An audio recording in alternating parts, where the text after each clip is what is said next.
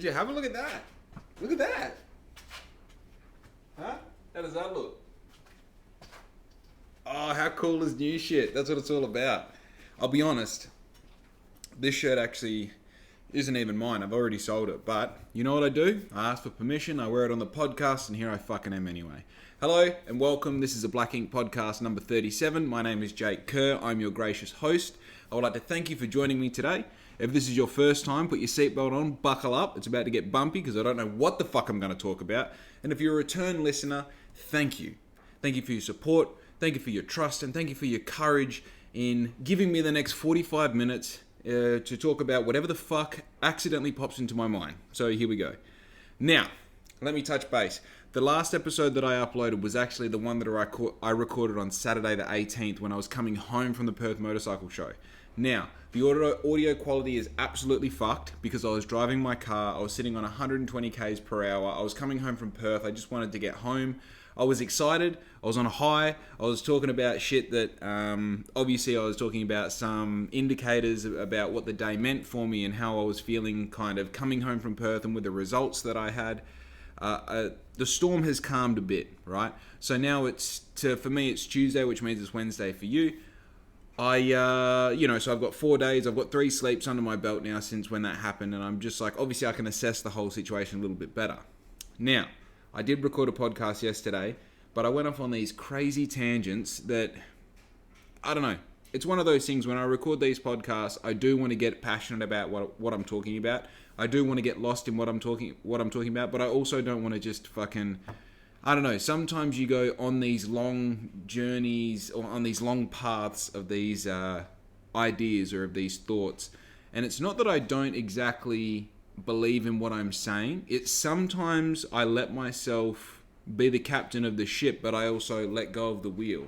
And I feel that the ship sometimes will start to point towards an iceberg, and then I start to like turn the conversation into like reasoning for how the iceberg is a good thing. If that makes sense, if you follow my metaphor. So I just felt like normally the podcasts that I finish recording and I have a certain amount of anxiety about them, or I have some sort of like angst about posting them because I know that people will listen to them and I know it might be a bit disruptive about their opinions or their thoughts, or it might jade their idea of how they see me or see me through a different light. And they're usually the good ones. They're usually the ones that people respond to. But this here was like, I mean, one of the arguments that I made was that people with cancer, I don't even want to fucking get into it, Like, it's just so stupid. It's one of those things that, like, I tried to make an example to back up an analogy that I made. And one of the examples was, like, just going so far off the deep end. It's like, okay, bro, like, you could have just made your point without going that far. But unfortunately, I did hit on heaps of things that I was talking about that, you know, were kind of valid and were really, I don't know. It's hard for me to say if anything's interesting when I post these because trust me, I still feel like everything that I talk about, I don't know why people listen to it, but they do, so I continue to do it. And on that note, did you know in the Apple iTunes, in the Apple podcast like categories, they have all these different categories. Mine, I think you can choose where yours goes, but it's one of those things where like you pick these like categories and then categories and then categories, and then you pick like if that wasn't the best fit for your category, what other category would it be? And I think this podcast organically falls into the personal journal category of podcasts, which obviously personal journal means that I kind of have some sort of I think a journal is just a weird, I mean, that kind of says that I'm just reflecting on my experiences. Yeah, I guess it is a bit of a personal journal. I think because I relate what a journal is to a written journal so much, and like in no way is what I talk about what I would talk about in my own journal, but fuck it, I'm just saying that's the category that I'm in. And apparently in the past 30 days, I'm ranked number 98 in the world. Top 100. Which, I don't know, if you're an artist and you released a song and you're in the Triple J Top 100, that's kind of a big deal. So I guess being in the Top 100 for that particular category within iTunes. And this is the thing. Here's my podcast here, right? And I post it on YouTube, iTunes, Spotify, Deezer, Google Podcasts, and another one. And then obviously within like just one of those lanes is the Apple Podcast. And then within that lane, there's all these different like categories and genres and subgenres and all the rest. And the thing that I'm excited about is being top 100 in the past 30 days in one specific category. but it's still a win. You know what I mean? Top 100. That's fucking wild. I'm on episode number 37. I shouldn't be in the top 100, but I am. You know why? Because apparently your boy talks about some shit that's interesting.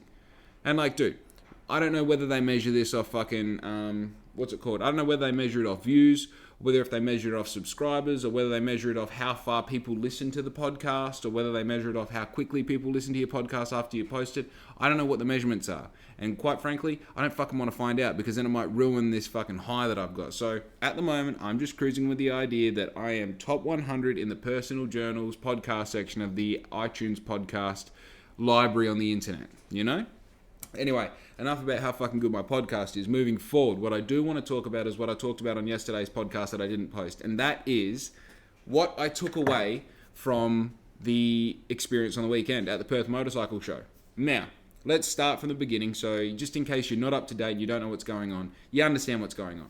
So I went to the Perth Motorcycle Show on Saturday that's just been, which was the 18th of September. I got there at about 7 o'clock in the morning. Oh, no, I left here at 6 o'clock in the morning. It's funny because I left here at 6 o'clock in the morning, and I gave myself plenty of time to like stop a couple times, coffee break. I needed to get fuel, take a piss maybe. I had those racks that I was talking about that I got for free. They were tied down on the roof. So obviously, like being an ex-truck driver, I can't help but stop 10Ks down the road, double check that my load is all strapped down nice and safe, and if I need to add a rag somewhere to stop it rattling or whatever. So I had all that kind of booked in, and I thought, well, 6 o'clock, I've got to travel 200 kilometers.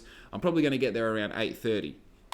Don't ask me how the fuck it happened, but through bad weather and stopping half a dozen times, I still got there at 8 o'clock.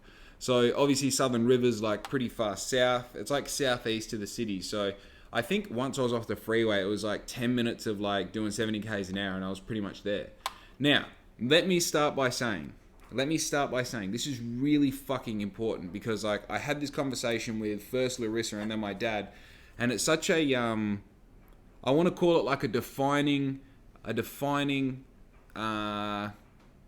call it a defining moment, I think that's a little bit precious for what I'm trying to say, but in a certain way it definitely like gave me some sort of like it gave integrity to my backbone. While I already had a backbone, this made me stand up just a little bit straighter, pull my shoulders back and be like, you're the motherfucker doing this.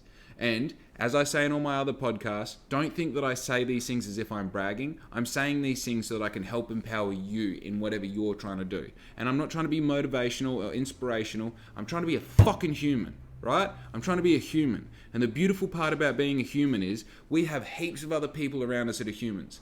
And they're doing really good things, and they're doing really shit things, and they're doing everything else in between. And the awesome part is if you see any human you can possibly think of, your neighbor, your partner, me, Post Malone, fucking anyone. If you see anyone doing anything, that means it's possible for you because they are human and you are human, right?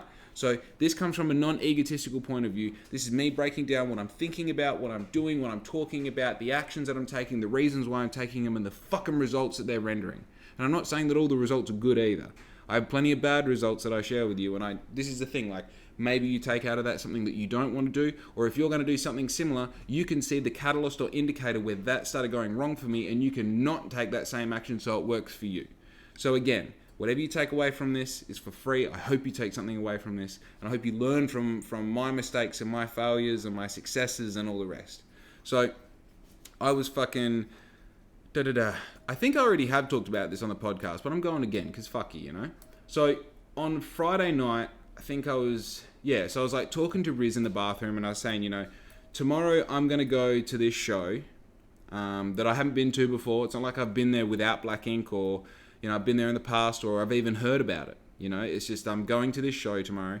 I know a few people that are going. A lot of people that know me are going, because if you're not up to speed at the moment, my Instagram has kind of, and obviously like the majority of my presence is basically my Instagram page. I see my Instagram page as my storefront.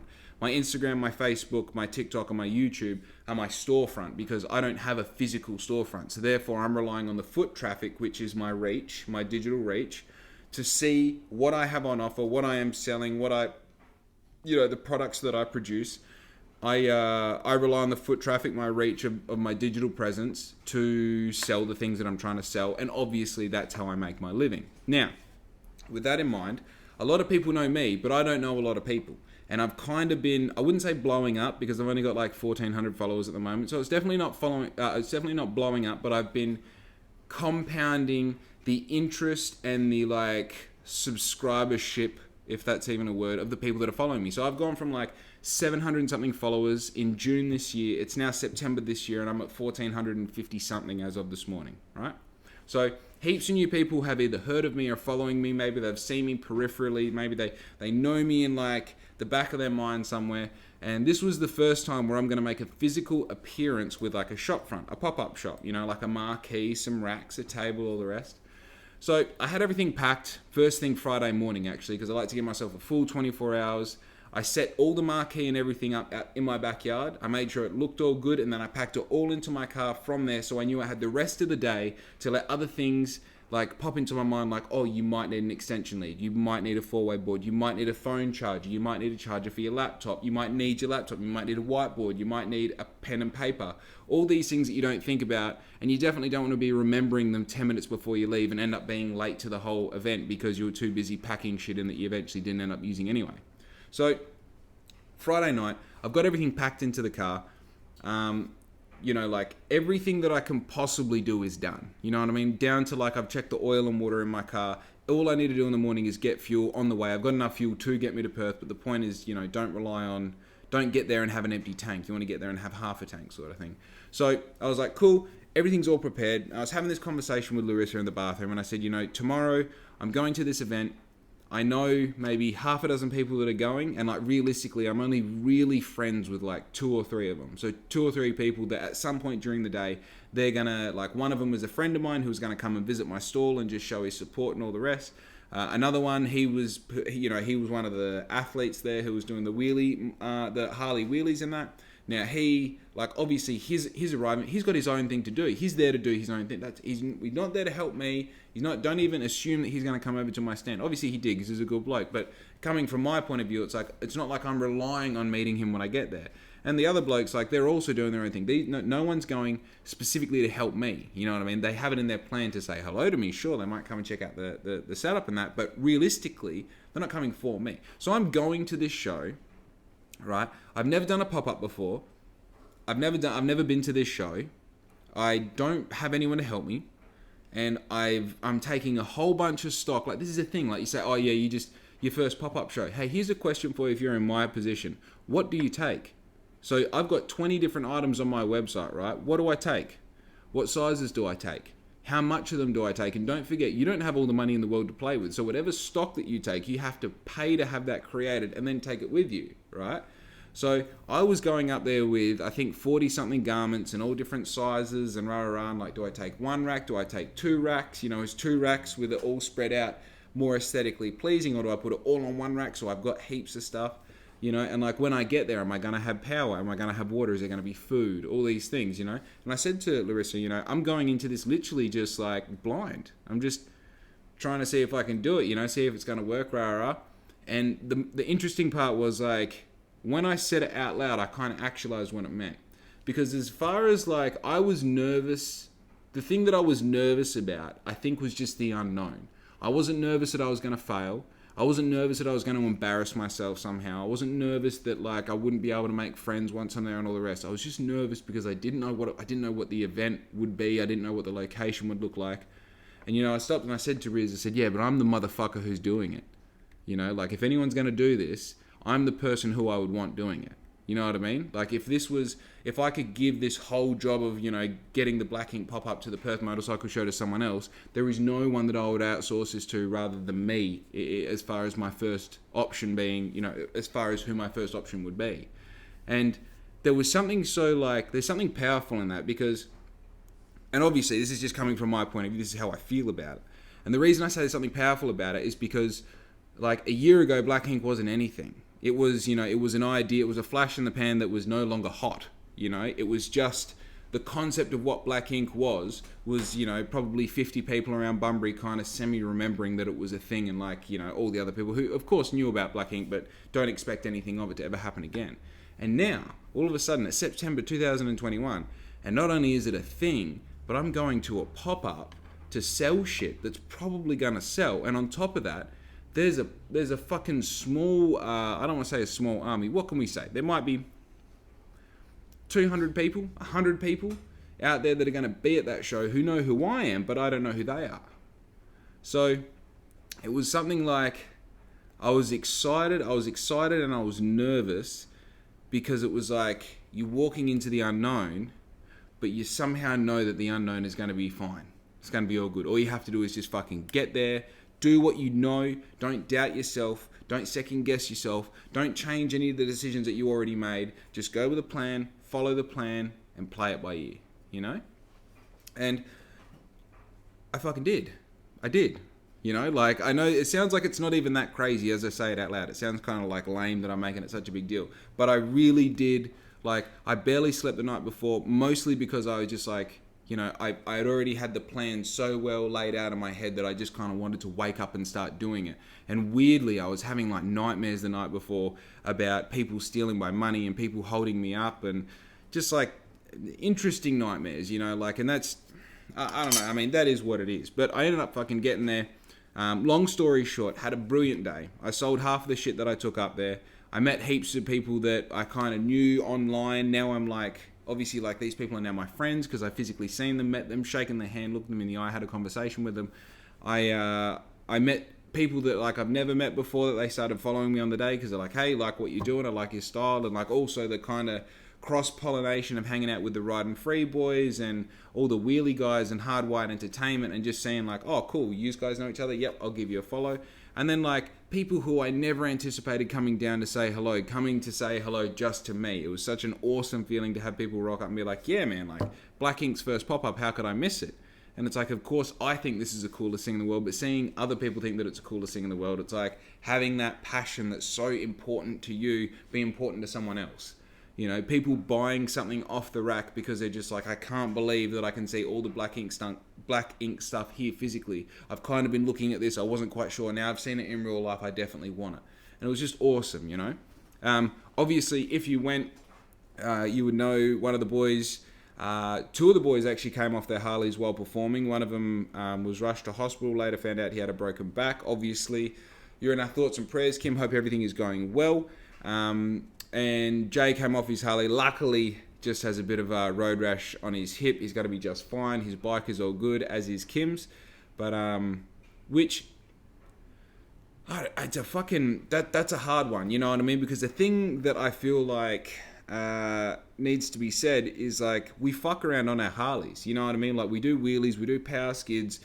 You know, we go for these massive rides. We're doing hundreds of Ks. You know, and also we're fucking around on these $30,000, 350 kilo hunks of metal that are gonna bite back on occasion. And it's one of those things where, like, I fucking hate seeing my mates hurt.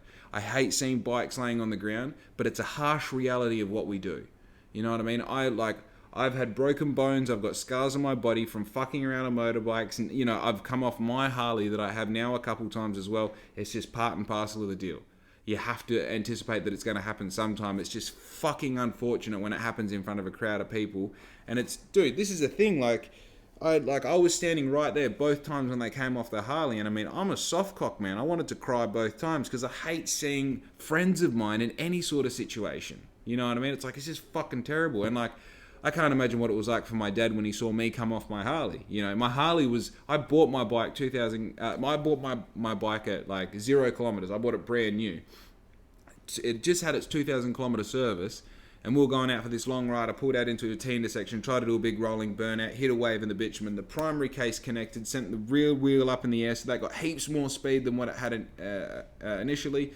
As it's come back down again, it's just shot the bike off, and I've ended up going like, duh, and then flipped off my bike, and the bike's kind of tumbled down the road, and I fuckhead of, like, you know, turned into a piece of bloody cooked spaghetti behind it. That must have been insane for him to watch happen. Like, I can't imagine, like, if I saw him come off my Harley, come off his Harley, I think that'd wreck me. So seeing your son come off his Harley must be such a gut-wrenching feeling, you know? So seeing these boys have that happen to him was it was terrible. It really was. But the good news is everyone's still breathing. Everyone's bike still operates. Everyone's going to be back on their bike, you know, in good time. And everyone's going to be fine. So we're all good moving on, you know? But yeah, besides that, the day went perfectly. There was a little bit of rain, there was a little bit of wind, but we soldiered through, which was brilliant. On the drive home, I ended up having a bit of a conversation with a few people on the phone. I thought, fuck it, let's hammer out a podcast, see how we go. And I was just on a high. I was just fucking just here's why this is such a big deal, and here's how I feel about it, rah, rah, rah. And of course, getting to come home and actually properly count like the cash that was in my pocket, how much my FBOSS facility took, seeing what stock I've got left on the racks, unpacking everything and seeing if anything had any damage and all that, because you got to anticipate these sorts of things will happen. And I think like for the first time in a long time, like I went to sleep on Saturday night just feeling good. You know what I mean? Just like, fuck yes. Thank you. You know what I mean? Like, thank you. I just needed a fucking... Not that it was a clear win. Because this is the thing. If I had sold out of everything and I had cash falling out of my pockets and all the rest, it's a clear win. You can be super stoked about it. The thing about, I took up 40 items and sold 20 of them. The thing about selling 20 of them is it's like, okay, you didn't sell out of everything, and I probably didn't sell the things that I thought I was going to sell, but who gives a fuck, dude? You had a guess at what you're going to take up, you took it up, and you sold like half of it. That's insane. That's insane, And look, I'll admit, with the money that I made on that, after I pay my rent, I got a registration to pay, I got some fucking health insurance to pay for, I've got, 50% deposit that I've got to put down on something that I'm ordering for Black Ink, and I've got to do my usual ordering for the daily orders that I get in, so I have to have all that money. I'm probably down to like $15 again at the end of today. But dude, who gives a fuck? I'm doing it. I'm in the middle of it. You know what I mean? I'm literally in the middle of it. And the thing that I took away from the Perth Motorcycle Show is very simple. It is a massively good indicator that while it wasn't a big win, I'm on the right track.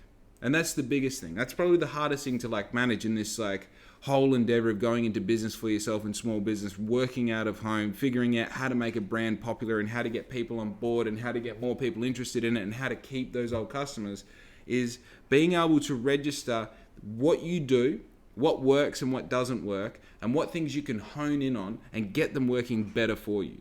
And something that I learned about Saturday is I definitely want to do more pop-ups.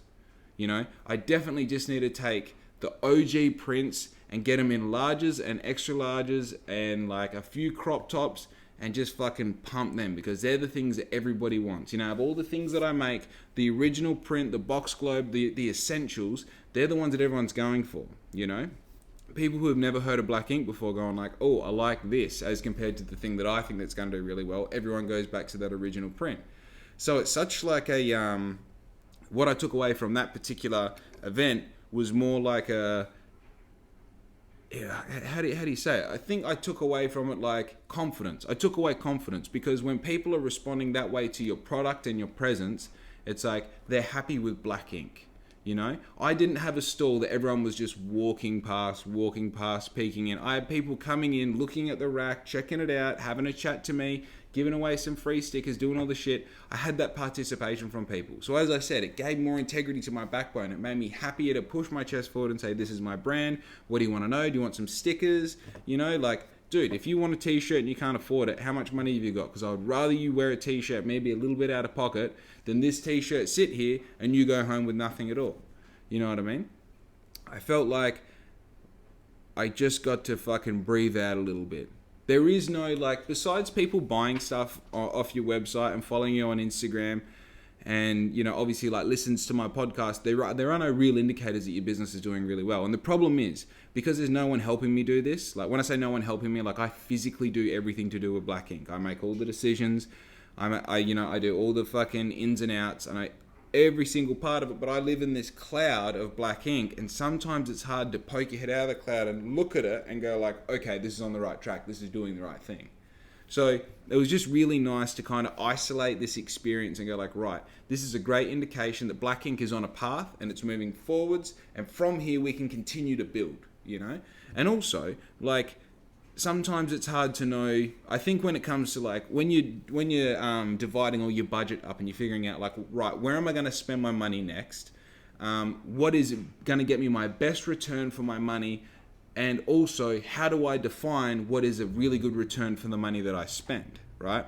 Because you might go right, you release a new product, it costs money, you have to get samples, you have to test it, You have to see if the audience is going to respond to it. And then, and also, like, sometimes with particular things, like, you might have to buy 100 of those things on the first order to make it viable. So therefore you go like, there's no one product that I've sold 100 of. So therefore, how can I justify buying 100 of these things? And then you might go like, right, for the same price as buying 100, I can buy myself a marquee and a banner, right? So the next time I do a pop-up shop, aesthetically, I get more brand trust because people go like, well, this brand is big enough that they have a marquee with their name on it. They have flags, you know what I mean? He's got a chair with black ink on it. He's got stickers, he's got hats, he's got selection, you know what I mean? Or then you go like, well, instead of the marquee and the banner, do I get some racks or something so I can better display all the things that I've got for sale? When I say racks, I mean like shelves almost. So you can sit some hats on there and some stickers and some key rings and some scrunchies and this and that, the other.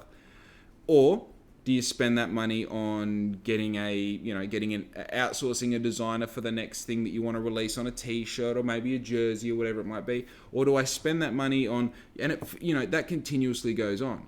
So the point that I was making, I have no fucking idea, of course, but that it's funny, because like, as I said at the moment, like I may have $15 left after everything's said and done at the moment today. And as I've said in past podcasts, I don't give a single fuck, man. This is the thing. People are scared to have nothing and no money. Dude, as soon as you get over that fear, nothing can stop you.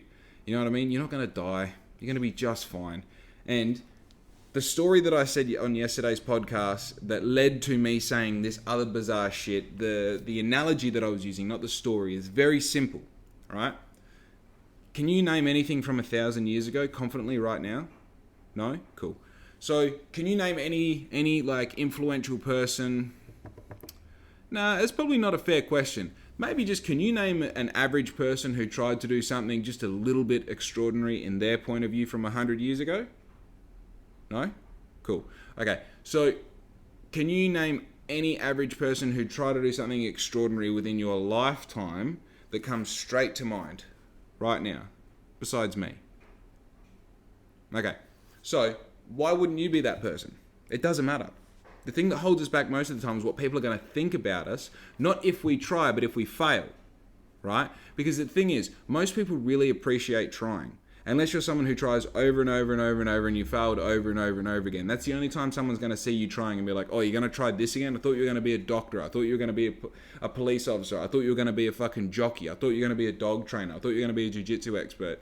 By the way, that was actually realistically someone in my life has tried to be all of those things, and now every time he tries something, it's like, hey, bro, cool, go be a volleyball coach. I don't give a fuck what you're trying to do, Anyway, that's not the point that I'm making. What I'm saying is, the thing that holds us back is if I try something, and if I fail at that thing, what will people think of me? People think I'm a failure, right? Now, this might be surprising, but those people are going to die one day. And so are you. And that's the best part. None of this lasts. Actually, it's expiring a lot quicker than what we think. Expiring a lot quicker than what we give it credit for. And also, in 1,000 years' time, no one is going to be talking about you and how you tried and or failed. In 100 years' time, they won't even be talking about you.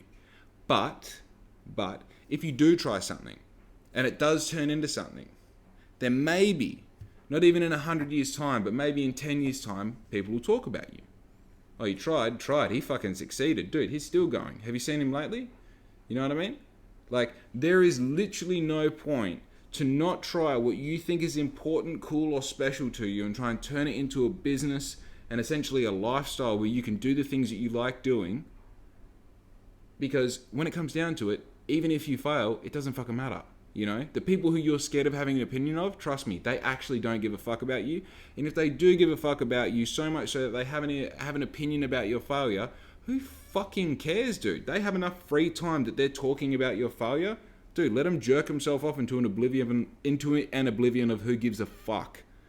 Do you understand? Like, there is no better time to start doing what you want to do other than right fucking now. Dude, it's middle of the day on a Tuesday and I'm talking to a camera. I'm talking to myself on a screen because I made a decision to fucking do something that I wanted to do a while ago. You know what I mean? There's no reason why you cannot wake up to an alarm. There's no reason why you can just spend the day doing the thing that you like doing. Still putting in effort and energy and putting in your best version of yourself, but creating something that actually means something to you. Something where you have you have some fucking fiber in the game. You know what I mean? Something that like you're excited about it doing well or not doing well, you know? And then you can have these little experiences where whatever it is that you might create, shit, you might go down to the Bunbury markets and have a little stall there with a table, a little fucking hand-drawn poster behind you saying, hey, such and such is, you know, Creative Cove, and you sell fucking shells that you painted googly eyes on, you charge $3.50, and maybe the first time you're there you sell 4 of them. Fuck, man. You're doing heaps better than when you didn't have a table and no glue and no googly eyes and no shells and no handwritten banner. You're still done the first step. You know what I mean? And I think, the bigger point that I'm trying to make here is these small indications, these small little wins that you have. They're the hard thing to focus on when you're in small business, but they're the things that are fucking telling you that this is working. Or they're the things that are telling you that this isn't working and that you need to change it a little bit if you see real longevity for yourself and this business, you know? I just think it's so exciting that, like, the further away I get from the Perth Motorcycle Show, and like, I probably should mention that I also got a bunch of little clips on the day, and then come Sunday morning, I actually released like a little reel on Instagram, and it instantly did really well. It pisses me off because it's probably going to be the most viewed thing on my Instagram page. It's going to overlap the video of me. And by the way, if you don't know this video that I'm about to talk about, you need to go and watch it right now. I have a video on Instagram that is like, it's my phone in the passenger seat of my car recording me while I drive along. I'm driving. I open the door. I get out of my car on rollerblades. I go for a skate. I do a little loop-to-loop. I skate backwards. I come up. I do a little loop. And then Louie gets onto my seat and she looks out the door. And then she looks at the window and she looks at me again. And then I skate back up to the car while it's still driving. No one driving it. The door's open, right? I skate back up to the car and then I sit back in the car and get in and close the door. It's got 10,000 views. And that's only because I've shared it like half a dozen times. And every time I get like a new 100 followers, I share it again and let everyone know. And the fucking stupid part is, this video has been up for 4 days and it's got like 9,500 views on it. Crazy. I mean, I'm acting like I'm disappointed. I'm fucking stoked. I can't believe that so many people have seen that video that I made. And this is just my personal opinion, but the Perth Motorcycle Show has been sharing everyone's little clips that they made of the day. I'm not bragging, but I'm just saying mine probably got the most amount of views. Most probably because other people made theirs over a minute, so it turns into an IGTV thing rather than being a reel. Which, you know, fuck man, it's not my fucking fault that people don't know how social media works. And I'm not going to bore you for the end of this fucking podcast talking about why they're not going to get any real views on it. But anyway, not focusing on that. So I made that little clip, and that's like, honestly, I've just been, my growth over the past like 4 days since the Perth Motorcycle Show has just skyrocketed, because I think people had a point of reference of like going like, oh, that was that stall and that guy from the Perth Motorcycle Show, and B, like obviously having that second bit of content that, you know, say if you've come across it on your search feed or someone that you follow has shared it because they're in it or they're interested in what happens in it, then obviously it's a, you know, you go like, oh cool, well I know that person's a real person. I can relate to what that is. It's, you know, it's connectable, it's relatable, so then you follow. So my following is just kind of gone through the roof because of that. So the whole takeaway from the weekend has just been like, you're on track, people like what you're doing, keep focused, stay sharp, keep moving forward, don't let anything fucking interrupt you. You know what I mean? And you know, on that note, let's kind of dive away from that a little bit because I feel like I've rabbited on for half an hour about nothing now. But on that note, I've got this wallpaper that's actually from ECM, which is Eye Candy Motorsports, run by that Troy, whatever his name is, Troy Candy. His name was Instagram. I've talked about him on the podcast before. But my wallpaper is a screenshot of a response that he gave to a question, and I forget what the question was. It was in his stories. And basically he says, look, if you're starting something, you're about to start something, whatever you're going to do, go and do it. And whatever anybody else is doing, don't fucking worry about them, right? Whatever anyone else is doing has nothing to do with you. You just worry about what you're doing and do the best possible version of whatever it is you're trying to create, produce, whatever it is. And that becomes more and more relevant the longer I stay in business. I feel like I find myself referring back to that, and like having it as my wallpaper is super handy. Because, you know, like not only are there other brands trying to do what I'm doing, maybe they started before me, maybe they started after me, maybe they're doing a very similar thing that I'm doing.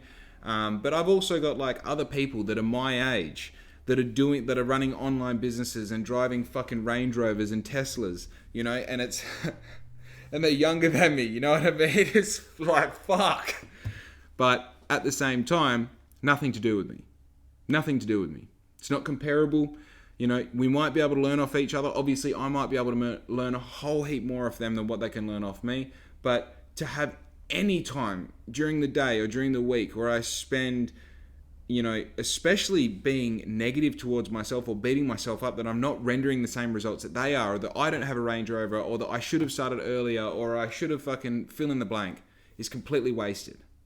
It's completely wasted. There's only one person I need to compare off, and it's an earlier version of me. And even then, the dude was working with fucking less information, less confidence, less knowledge. So to use him as a point of reference, how the fuck are you going to get credible results? So I think something that I've really learned to embrace, and I continue to learn this, you know what I mean? This is a really big thing. If, you know, going back to that thing, if you can take anything away from this is a really important thing what I'm about to say. You're always learning. You're always learning about the things that you already master as well. So when you think you've got a grasp of something, you're allowed to use that feeling of having an idea of what you're talking about to give you confidence when you talk and act on it. But the point is, you are always a glass half empty, and you can always be filled up to the top. And even when you're filled up to the top, the glass just gets bigger. That means you've now got more area to retain more information because you have a better understanding of the topic. It doesn't mean that you understand the topic. It means that you are gaining a better knowledge of the topic, but there will always be more to learn. There will always be someone out there who is teaching you something. And when you understand that concept, then you realize that it doesn't matter, so let's use an example of something that I know very deeply that you probably know fucking nothing about, right? Inline speed skating.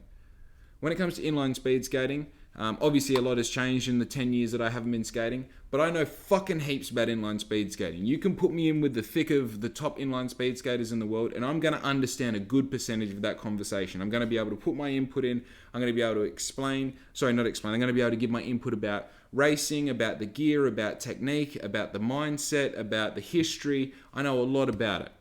But based off what I just said about understanding a topic and how much more you've always got to learn, even though I have such a strong skill set and knowledge and intelligence around speed skating, I understand it is but a drop in the ocean of what is available for a human to know about speed skating. It's not about there's someone out there who knows double what you know. It's just the fact that information is infinite, and it doesn't matter what you spend your whole life trying to figure out. Even if you choose one thing and stay true to that one thing your whole life, you're going to get to the end of your life and still not know half of the shit that there is to know about that thing. That's how it works. That's the reality of it. So now, when I look at Black Ink, this ties into part of how infinite I see my imagination, or how I imagine how infinite my imagination is and can be, is because I understand that it doesn't matter how I see Black Ink, or where I see Black Ink, or what I see the future of Black Ink to be. The idea is I'm just starting to learn about Black Ink. I'm just starting to get a grasp of what the fuck it means to wear Black Ink, or to produce Black Ink, or to be part of this whole thing that seems to be building around me. And in that, I let myself be porous to everything around me. I allow myself to take on the information that, you know, half of the job is listening to the audience and the customers and hearing what they want and responding to that in a way that you kind of respond to it, but you also kind of tell them what is going to be the thing that they want next. So I think when I try and have some sort of opinion on something, you always have to come in, and I feel like I portray this a lot in what I'm talking about on the podcast. When I have an opinion about something, I definitely try and come from a spot of hey, even if, you know, for the sake of, if you want to play devil's advocate, or if you think I'm wrong or whatever it might be, understand that I'm just coming from my best honest point of view. I'm just trying my hardest to have an opinion on this particular thing, but please know that I'll probably change my mind on this, not even in 5 years' time. I'll probably change my mind on this in 5 months' time, because we're always learning and growing, and I understand that there is no feasible way that I can know everything about this, because I know that there is no feasible way that any human can know everything about anything, right? Dude, what the fuck am I even talking about, dude? Fucking stupid. Well, I'll tell you one thing. See this purpose tee? I kind of got all excited about it at the start of the podcast here. Let me turn around for you again. I don't know if you can see, but that shit's on a little bit of an angle. I think it's angled this way. Oh, dude, this is stupid. I think it's angled like that way, if you understand what I mean. And I was so annoyed because obviously when you get new shit from the supplier, you're all excited and all the rest. I was like, fuck, I can't wait to wear this shirt. And obviously the sample shirts, if you don't know, the sample shirt, which is the first shirt of any run that I get, is my shirt. I always get it in a large. Super exciting.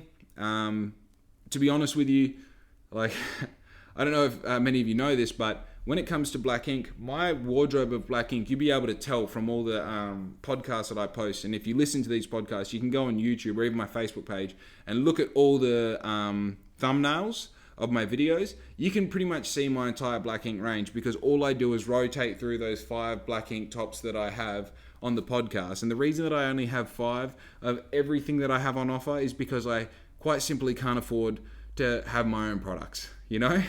I just can't afford to, like, and obviously it's like, oh, I know I don't pay full price for them, but because of the nature of my business, like, the full price isn't that far off the manufacturing cost for me. So therefore it's like, essentially, unless I have that spare, however much it is, I can't buy it. And obviously, you know, I've just had the conversation about, like, you know, you say you've got a spare $100 to spend on your business. Do you spend it on giving yourself another shirt? Or do you spend it on developing a new product? Or do you spend it on something that can help you with your promotion? Or is it something you can spend on advertising? Or is it something that you can spend on development? You know, so it's like the last thing that I want to do is give myself more shirts. The thing that I'm trying to do is give my customers and my audience more things to choose from, wear, and purchase off me. So I get excited when shit like this happens because I'm like, I fucking love this design. I think this is an awesome design. It's got heaps of meaning behind it. I don't want to get too crazy. But actually, we've got 4 minutes left. I might be able to talk about the meaning in a second. But more to the point, you know, I made this shirt, got it printed, super excited. First thing I do is I get it out and I'm looking at it, I'm holding it up. I'm like, this doesn't look right, doesn't feel right. And I lay it down on the table, and as soon as I laid it down and it was flat, I'm like, oh, the fucking retard who printed this just having a day off. You know what I mean? It must have been just after lunch, and that fucking knob jockey has eaten 2 full sandwiches full of bullshit in there. Now he's just in that carb slump, and he can't even think straight. He can barely hold his eyes open. He's that fucking tired because he's had so many carbs for lunch.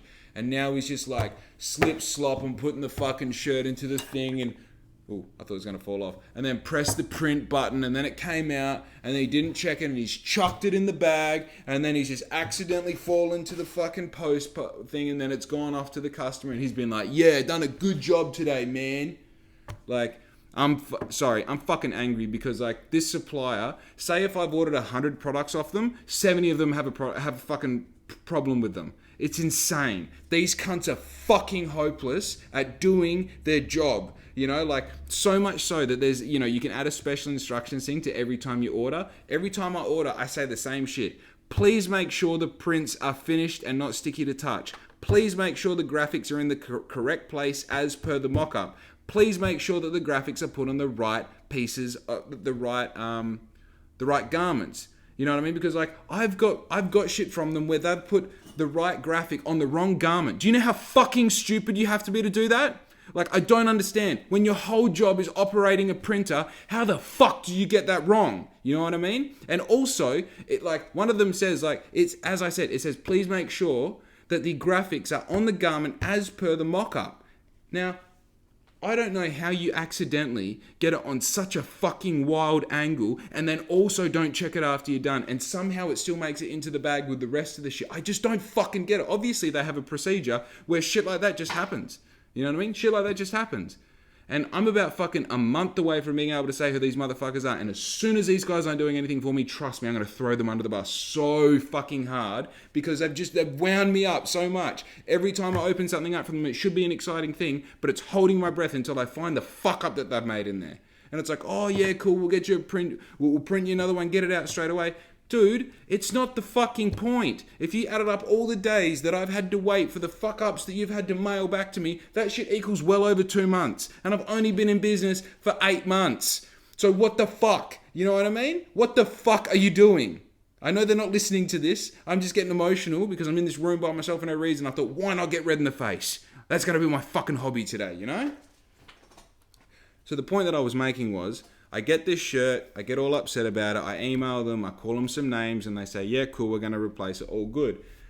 And I thought, well, what do I do with this shirt with the angle print on it? Well, I don't know. But one thing I do know is, Black ink's going to be huge one day. You know what I mean? Black ink's going to be real big. At the moment, I'm doing everything that I have to do to get black ink to that stage. So it's kind of like, I feel even silly saying it. I should just like show you. And realistically, for the 15 people who made it 44 minutes into my podcast, the 37th one that I've released, like, I can probably just be real with these guys because you're the real motherfuckers who are actually following the story. I thought black ink's going to be huge. And if I was a customer who got the one purpose tee, the first one that was printed, that was never officially sold because it was printed on an angle, and I scored that somehow, that would be worth something to me. Now, ask me a week ago whether this is something that I actually like, what's the word? Is this something that I actually think is a possibility, that someone values black ink enough to have that relationship with that particular garment? A week ago, I would have said, fuck no, right? And the interesting part about that was a week ago, again, I had another print from these guys that when they made it, when they made it, somehow there was a fuck up in the graphic that I supplied, and they must have just been resizing it on the designer that they use. And instead of holding shift where you scale things and it all kind of like, you know, if it's this big, then it keeps on going so the whole thing looks right, instead of just dragging one part, then it just gets taller. And that's what they've done. They've dragged one part of the logo, so instead of the whole thing getting bigger, it's just got taller. So of course, completely fucking obvious that it's the wrong print, but all good. And I've only had fucking 80 of these things printed before on hoodies and shirts and crop tops and all the rest. So hey, who the fuck am I to complain? Because it's a fairly easy mistake to make, I guess. But yeah, I thought, fuck, I wasn't happy, and the crazy part was the person who ordered this particular tee is like, he's a good mate, and I didn't want him to be wearing, I don't want anyone to be wearing this shirt because I'm like, it doesn't properly represent black ink, you know what I mean? So I say to him, I'm like, dude, I'm really sorry, it's going to be another week away, here's what's happening, I'm going to organize another one for you, I'm going to send it express, you're going to have it, it's going to be great, you're going to have stickers, you're going to want to jerk me off, it's all good. So I take this shirt that's got the stretch print with it to the Perth Motorcycle Show. One of my hardcore OG fans finds it and he goes, dude, what the fuck? And I'm like, man, you're not going to believe it. I tell him the story and he's like, how much do you want for it? I'm like, are you serious? He's like, yeah, man. So this shirt's a $50 shirt. And I said to him, like, well, obviously because I got it remade, I essentially got it for free. You know, little seeing how the sausage is made there, but essentially I got it for free. So I said, man, if you want it, if it means something to you, have it for $20. And like, could not get $20 out of his wallet quick enough. And he buys this shirt and he fucks off. So then I was thinking last night, I'm like, oh, I have this shirt that I don't think is any good, but is part of the story. You know what I mean? And like, kudos to the motherfucker who ends up with this shirt, because now it's also the shirt that was worn on episode 37. Now, I posted the quickest story of me fucking just twirling it around saying, hey guys, this is a shirt that I got. One of the prints is a little bit on an angle, so if you want it, it's a one of one, hit me up. I am going to release this shirt eventually. Obviously the prints are going to be right, but if you want this particular one, let me know, it's a large. Hey, when I say I got 7 responds on that story within 5 minutes, I'm not fucking joking. Now, I did some other bullshit until I got just about in the mood to record this podcast, didn't check Instagram again, so I'm guessing by the time I go back to Instagram, shit, I might be up to 10 responds, you know what I mean? Like people that are messaging me saying, hey, I want that shirt. So, by the way, the person who did end up getting it, the person who was the first to message was Bowie. Bowie's a real motherfucker. He's the one who, like, he won the fucking jersey giveaway. He was the first one to jump on the socks. So he's by far someone who deserves to have the first purpose tee that is misprinted and, you know, given away for a steal. So congratulations, Bowie. I'm going to fucking take some modeling photos in this. I'm not going to get it too sweaty, and then I'm going to send it your way if you're listening to the podcast. So, but yeah, also, I know I've already gone over my time limit, but let's talk a little bit about the purpose tee. So the reason that I went for the purpose this time, now, if you're not following all the tees, because the thing is, like, if you look at the tees that I have on offer, there's a very big line in the gap. So don't think of the jerseys or anything, just think t-shirts. Now I have black tees with white prints, white tees with black prints, and then I have black and white tees that have full color prints. Now obviously this is a black tee with a full color print. It's got the orange and the purple and the blue, and the back has got all sorts of fucking different colors on it, blah blah blah. All of those shirts have a little bit of a meaning behind them. Those meanings align perfectly to where the stage, where I was and where Black Ink was at the time of manufacture of that shirt, at the time of production. So this all starts with the Ascension tee. Now, the ascension tee, if you don't know what ascension means, it's like you think of like descension and ascension. Ascension means rising up. And obviously, like it has on there these prayers. It has a graphic of Jesus on the back coming forward. It's got a few little kind of, what do you call them, coded messages in it, blah, blah, blah. The cool thing about the ascension tee is it was talking about, for me, that represented like finally Black Ink was coming to a spot where like I kind of put all the pieces together and it was just starting to happen by itself. It was just starting to come up out of the ashes and finally turn into what Black Ink wants to turn into. It was just kind of like I was there kind of coaxing it on and encouraging it to do its thing. And that's how that whole, what would you say, like that whole idea got generated. And then between me and my designer came up with this fucking super cool semi-religious ascension-based tee that landed super well. It sold really well. Heaps of people were about it. These full color tees, because they're two prints and full color, they're $60 tees, which is the most cost efficient I can do them for. They flew off the shelves. I'm not going to say flew off the shelves because I don't have shelves and I don't hold stock, but metaphorically flew off the shelves. Following that, now I'm literally already having trouble remembering what the order was, but I think I did the work in progress tee, which then has all these, again, it has all these little coded messages. That's the white tee that has the blue faces on it. It's got a front and back print. It's got things like, progress is 114% complete from Bunbury, WA, copyright, all rights reserved, rah, rah. So this is right around the time that I trademarked Black Ink as a, trademarked it as I got my Black Ink, I got my label, my brand, my name, Black Ink trademarked. So this was talking about like right now, at that point, I was just busy putting in the hours, doing all the kind of bullshit stuff that wasn't even really that fun. It was just like the essentials of like starting a small business and like making sure your T's are dotted and your I's are crossed and all the rest.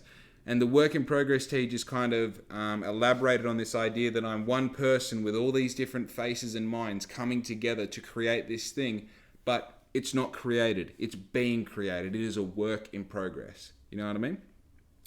Then there was the law tee, which it's one of those ones, you know what I mean? Like, so on the law tee, that's the one that's got the Black Ink on the front in blue, and then on the back it's got the 3 Pitbull Terriers, and then it's got break the law, follow the rules. And basically what this tee talks about is that was when I started to realize that Black Ink, like, you have this beautiful opportunity when you go into business for yourself to decide who your audience and who you're going to sell to a certain extent. Obviously, you kind of let go of the reins a little bit and see who's gravitated organically towards you. But the thing that I was realizing is I can really put in specialized effort into how I post, when I post, and what I post as to who's going to respond. And the thing about that is you really want to start how you want to finish. So if I start posting shit that's all lifestyle-esque and, you know, people with fucking nicely trimmed facial hair and like beautiful girls and this and that and the rest, it's like, that's what you've got to adhere to, because you're going to bring in an audience based off the things that you're posting, and you're going to have to service that audience with the same sort of content because they only followed you because that's the sort of stuff they like. And I kind of had this come to a moment where I'm like, oh, I like riding motorbikes. I like doing burnouts. I like doing wheelies. I like hanging out. I like, I don't like drinking, but I like riding pub to pub to pub to pub and having a beer here and there and doing all the rest. And I realized that in this community of people, in this community essentially of like it's mostly guys, they all have this unwritten rule book. They've all got this code that everyone follows. And like I don't even want to vocalize any of them on film or on video because it takes away from it. But the one thing I realize is most of these people, most of my audience, and probably the people listening to this podcast, don't give a fuck about the law, but they care about the rules. These are people who are quite happy to not once or twice, but regularly break the law, but there are rules that they will never think about breaking. Never think about breaking, you know? Now, the iconography or the symbolism of the 3 dogs means nothing. It's more in the words. Break the law, follow the rules. Because I felt like this spoke directly to my audience. And if not anyone else, it spoke directly to me. Because in all honesty, like, whether or not it's going to be damaging to me in the fucking future, and also don't forget that these podcasts are 100% for entertainment purposes, and everything I talk about is of course made up on the spot and doesn't mean anything. It doesn't mean it's how I feel or how I act. But with that said, what the fuck is the law? What is the law? Is there a book with all the laws in it that like we're all given when we're children, and it's like, hey, here's all the laws for where you live, you know? And even that, you're telling me that there's a different law here from fucking 8,000 kilometers that way? You're telling me there's a different law if I change states? I don't even have to change countries and there's a different law. There's things that I can get away with here that I can't get away with there, and vice versa. And also, it tends to be that you don't even know that certain things are laws until you're breaking it, being prosecuted for it. Most of the things you don't realize how important that law is or why it's important. They put more energy, and when I say they, I'm talking about the fucking the judicial and police and all, you know, that system. They put more effort into prosecuting people once they've broken the law than educating people on what it is and why it's there. So in my eyes, you're going to tell me that this group of people who elect themselves to make it their job to make sure that other people are following the law, hey, come close. Fuck you. Okay? There are rules, and the rules are agreed upon by the people, and we follow the rules. And sometimes people break the rules, and you know what we do? We deal with them ourselves. But as far as your law goes, you can go fuck yourself. You go fuck yourself. Were you going to tell me that I can't go through a red light when nobody else is around at 1 o'clock in the morning? You want me to follow your little fucking robot with lights? Who the fuck are you? What does it matter? And then you're going to take away demerit points, which is something you gifted me when I got my license. You're going to take them away because I broke your rules? Oh, okay. Trust me. The only reason that anybody gives a fuck about the law is because you can take away our freedom if we don't follow it. That's the only reason. If there was no serious repercussion like that, the law would be something that would be laughed at. And here in Australia, the only reason that we really give a fuck about the law is because we can't protect ourselves if something happens. You know what I mean? And the reality is, most police officers are just the cunts that got picked on at school. How about that? How about that? How about that? Anyway, I probably said too much for entertainment purposes. I probably fucking shot myself in the foot here. But it's all good. It's all good, because maybe I've given you something to think about. More to the point, this purpose top is representative of the fact that I realize that there is a purpose. And you know where it came from? It came from that conversation I was talking to the podcast. I was talking to you about on the podcast. I was talking to my friend Steve, and I forget exactly what it was. Hang on, let me think. He said that we were talking about the comparative, like he lives in Victoria, I live in WA, and we're talking about how we're handling how he was handling a sort of depressive state given the fact that he's on lockdown and he can't leave his house, and if he does leave his house or apartment, it's only to go to work or to do something essential and then back again. And I was saying that I've been so busy with Black Ink and everything that is Black Ink and everything I'm trying to develop in my business that I literally don't have time to focus too much on anything that's really happening in the world. And he says, yeah, you've got this purpose in your life that is acting like a ski rope, pulling you along through all the negative bullshit of being a human in 2021. And I just love that analogy about having this purpose that was this thing that I was holding on to that was propelling me into the future, rather than just like looking around and going like, oh, life's pretty shit at the moment. The world's kind of fucked. I don't know how to feel about it. You know what I mean? Like, I love the way he worded it. It just made me feel like not only did I feel like I had a purpose, I felt like I understood what purpose was a little bit more. And the fact that like this idea, this thing on the front, this kind of wizard who's, you know, like just walking into the abyss, you know what I mean? Like just walking into the abyss, and all he has is a light that he creates himself. And even then it's just like, if it wasn't for him, there would be no walking, there would be no light. It's like this purpose is this, like, it's a greater reason for existing, you know?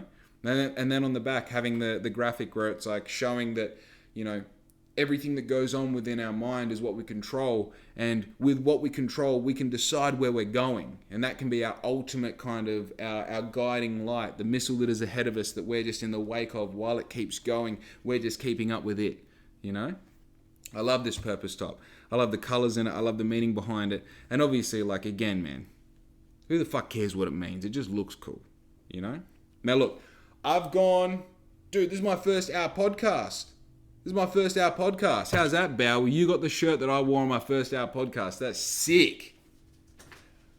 I tell you what, after this one, I'm sorry if I dilly-dallied around a little bit at the start there. I always find that I find my feet in the last like half an hour rather than the first, which makes sense, you know what I mean? You kind of got to warm up.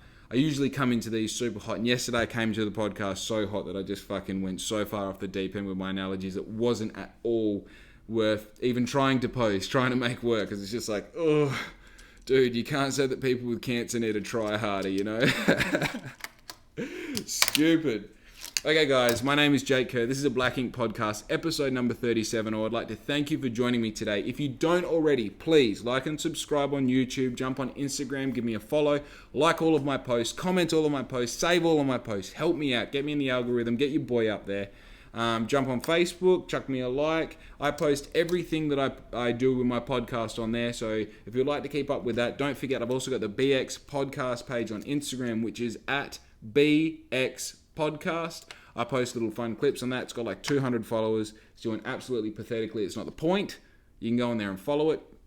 Obviously. Oh, and by the way, my TikTok fucking blew up. I had like a week and a half off not posting anything on there, and I got like an extra 150 followers, which takes me to like 650, and one of my videos got like 20,000 views on it. So piece by piece, I'm starting to get a little bit more fucking notoriety on in the online world, and obviously, like, you know, 20,000 views is nothing. It's nothing. In the sea that is the internet, it is not even half a drop. So I'm still excited about it. I don't give a fuck. It's pretty cool. Anyway, be good to your mum. Do something nice for someone today, and I'm fucking out.